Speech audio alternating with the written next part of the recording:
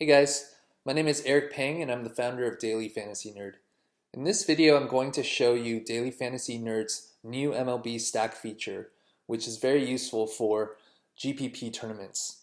We also provide you with a number of stack statistics to show you which stacks you might want to prioritize on any given slate. So let's get started. To access the stack feature, all you need to do is click the edit button here under stack hitters, and it'll bring up a pop-up that will show a number of different stats for all the teams for the day. In fact, if you actually exclude teams here, they will be excluded from this list. So if you use this exclude games, let's say I want to do a late slate, so I'm going to exclude everything from 7 o'clock to 8 o'clock, then you can see this list got a lot smaller. So for now, I'm going to reset the excludes so we can look at all of them. Over here we have the stack inputs. So if you were to say I want to stack 5 hitters, then if you go and build optimal lineups, you'll get 5 Rockies players here. And so you can actually do like 5-3. If you actually specify more than the number of hitter slots, let's say 5-4, it'll tell you you've exceeded the maximum number of hitters and reset that. So for now, I'm going to reset the stacks. So first, I'm going to go over what each of these stats are. And for the stats over here that I'm kind of circling right now, these stats won't be populated until starting lineups are confirmed for that day because they rely on the starting lineup information, and so these will be just empty dashes, and we'll highlight in green here once the starting lineup comes in, just like in the matchups table over here. Whereas these stats will usually be available prior to the starting lineups being confirmed. So over here you have the team, we have the opponent listed here. One note for why we list the opponent is because a lot of times for away teams, they have a slight edge, especially when you're talking about stacking, because if a team scores like 10 plus runs, odds are they're going to win that game. And if you're the home teams, let's say like Colorado scores a ton of runs, more than Tampa Bay, and they win the game, then they don't get to get those additional plate appearances in the bottom of the ninth because they won the game. So the away team will always have more guaranteed plate appearances, especially when you're talking about an upside scenario where the team scores a lot of runs. So that's a very small nuance for you to be aware of. Over here we have the Vegas projected runs scored. By default, we sort by this column, so you can sort by that. All of these stat columns are sortable. And usually Vegas is pretty good about giving you a general idea of which teams are scoring a lot, expected to score a lot for this slate, and which aren't. Next we have the season average run scores, so you can see, does it align generally with what Vegas is projecting, and you can kind of think about why. So for example, Tampa Bay usually doesn't score a lot, but because they're playing at Coors Field, they're getting a bump, and so on. So sometimes you might want to take a look at like a team like, let's say, the Cubs today, who aren't projected to score a lot of runs. They have a high octane offense, but they're playing against a pretty strong starting pitcher. And so they may be like a contrarian stack because, they always have that upside. And if that pitcher happens to be off for the day, that team can really do well and be under-owned in the process. Next, we have the opposing pitcher Sierras broken down by the opposing starting pitcher Sierra and the opposing bullpen Sierra, which is listed for the last 30 days. And we do the last 30 days because there may be pitchers that have been traded, or if there were pitchers on the DL going on the DL or coming back from the DL. And so this just gives you a little bit more recency to have a better idea of how that bullpen's doing. So usually you want to focus on opposing starters that are weaker. And so for all of this, we highlight favorable stats in bright orange and unfavorable stats in darker blue. So like, let's say the Mets here have a darker blue. And so One other thing of note for the starter Sierra is that sometimes there's going to be a dash here, and that indicates that there's not enough of a sample size for that starting pitcher for us to show the Sierra. Usually that means that they've pitched less than 30 innings pitched in the last couple years. And so typically that indicates a minor league call-up, and can oftentimes be good plays because even if it's a highly touted prospect, anytime a player's going from the minors to the majors, it's a pretty jarring transition, or it can be. And, they're facing a lot better hitters. And so they can be nervous, or they might just not be, mature enough to really like pitch well at the major league level. So anytime you see a dash, it's probably worth investigating further. So let's say Cincinnati against Atlanta, we can actually go and take a look at which pitcher. So it's Tyrell Jenkins. And so you can see he's only pitched once. He only pitched 4 innings. And so that's actually another thing to keep in mind. A lot of times when you see pitchers with this dash, you might want to look at their bullpen numbers more, just because for new call-ups, they might be on an innings limit or pitch count limit. And a lot of times the manager's trying to get a better assessment of how that pitcher will do. So there's a lot of things working in your favor when you're looking at new pitchers. Another thing is that for the most part, the league average for innings pitched by a starter is around 6. I think it's actually slightly less than 6 innings pitched. So you're generally looking about 2/3 of the game pitched by the starter and 1/3 by the bullpen. So a lot of people will just look at the starter, Sierra, and so you should be considering bullpen, especially in the situation where an offense really blows it out of the water in the first half of the game, which will usually knock out that starter. So let's say Colorado scores like 5 runs in like 3 innings. That might be enough to knock that starter out, in which case you go to the bullpen for the last 2/3 of the game. So you want to look at both and get a general idea of how those play out. Next these are the starting lineup statistics. So we have starting lineup average WOBA by handedness. This will give you a better idea of, for that day starting lineup, how do they do matched up against the opposing pitcher's handedness.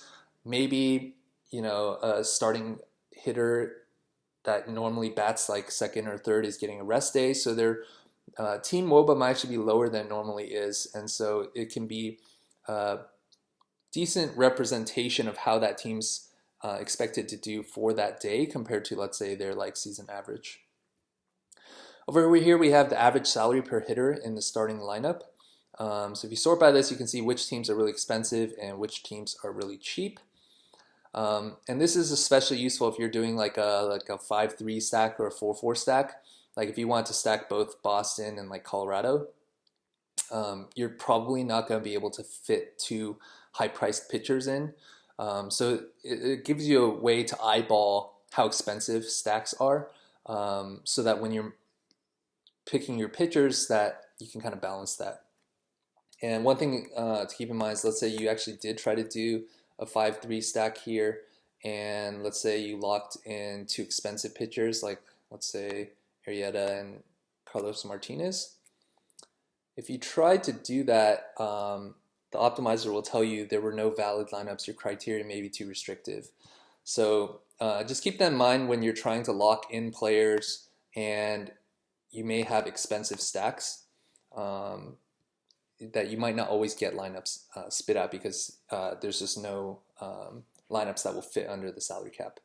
So we'll go ahead and reset this. I'm going to reset the locks for now. All right, so we have last 10 fantasy points. So this tells you basically like how hot that team has been recently. The whole hot streak argument is, there's some people that say there is some validity to it. There's some research that says there isn't. So anyway, we show it here just because some people, swear by it and others don't.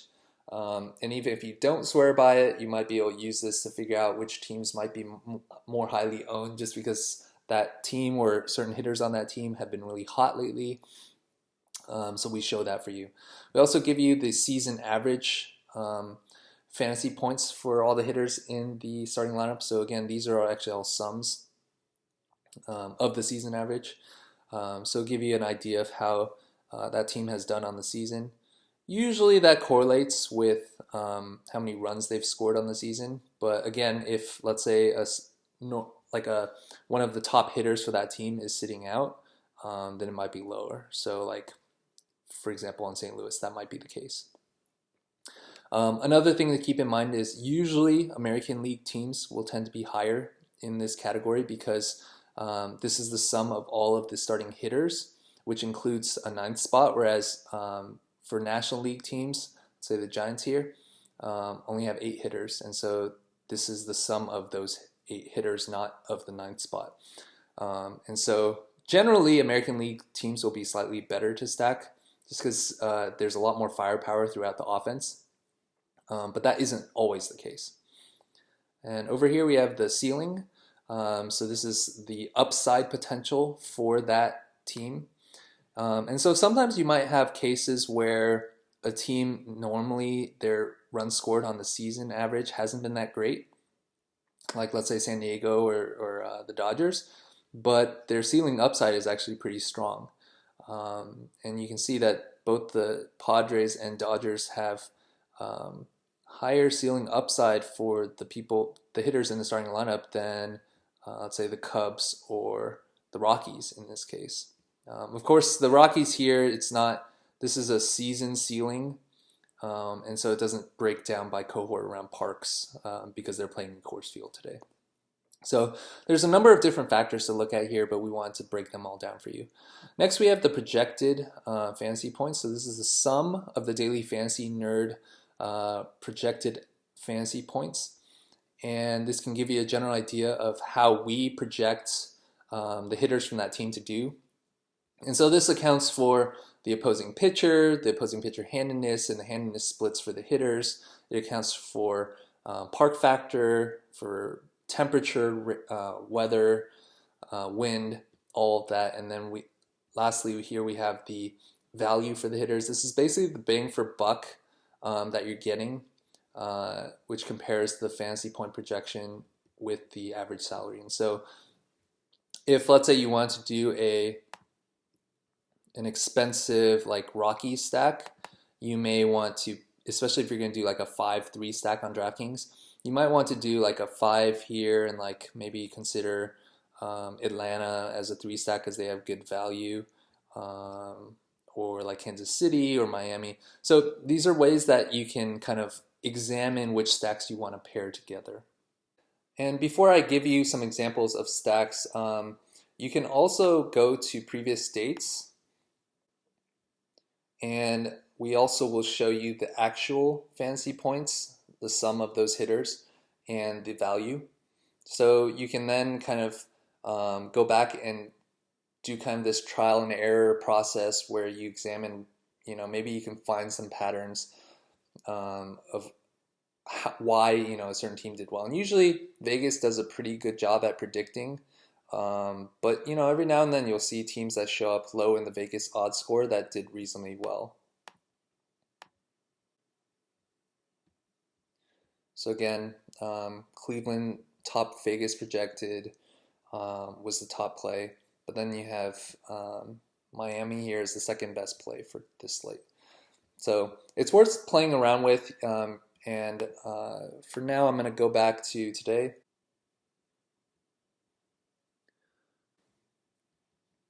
All right, so let's say I like Colorado. So they're the highest projected Vegas. They have a really weak opposing starter.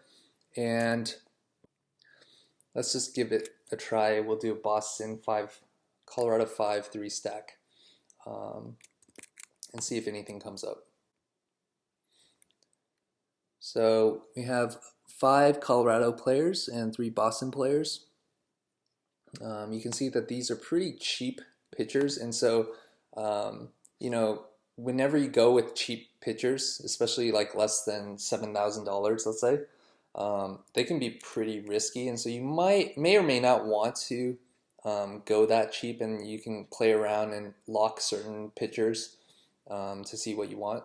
So like let's say I actually want some decent mid-range pitchers, so I'm gonna lock in like Dallas here, and then maybe Velasquez.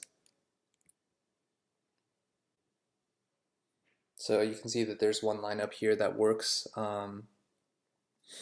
And sometimes if I went more expensive, there wouldn't be any lineups that show up. So in that case, I might want to actually say I want to do a 4-3 stack. And so you'll get more options there. And so you can see Logan Forsythe is the remaining hitter that's put in. And so you can scroll over and take a look at what other players were put in. So Sean O'Malley here. So I'm going to reset. Let's say I want to do just a 5-man stack for Colorado. So again, you have the cheap pitchers here. But let's say I want to go more expensive on the pitchers.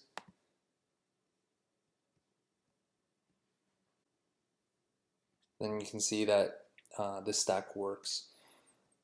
So you can also go, let's say, a 4-4 stack. So let's say I want to do like Tampa Bay and Detroit because they both have the highest projected fantasy point totals. And you can see that there's 2 lineups that pass the criteria here.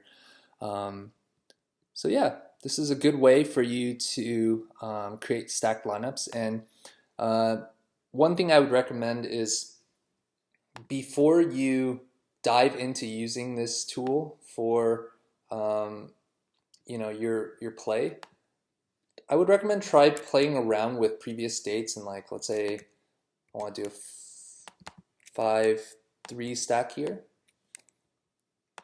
just to see how you would have done if you experimented a little bit with the stack feature. And so you can see if you actually had done this, like the pitchers wouldn't have really panned out.